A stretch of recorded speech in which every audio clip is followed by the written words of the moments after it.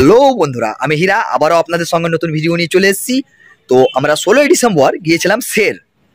তো সেখানে কম্পিটিশান, ভালোই কম্পিটিশান হয়েছে এবং কি কম্পিটিশানটা 3 থেকে 4 ঘন্টা কম্পিটিশান হয়েছে এক জায়গায় দাঁড়িয়ে। খুব সুন্দর জায়গা, ওখানে একটা ফিল্ড আছে, ওই ফিল্ডের মধ্যে যত সেরওয়ালা আছে সবারই সঙ্গে এক এক করে কম্পিটিশান হয়েছে এবং কি একসঙ্গেও হয়েছে সবারই সঙ্গে।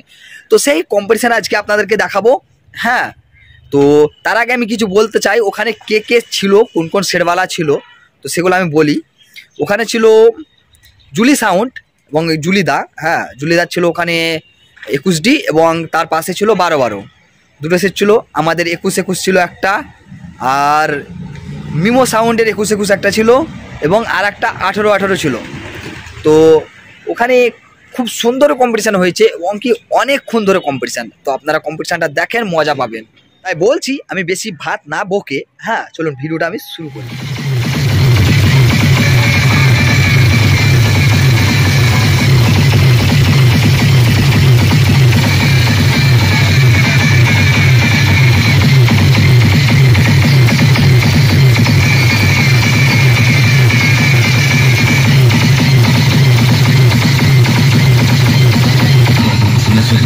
মশার কামড়ে হাতি ম্যালেরিয়া মরেছে।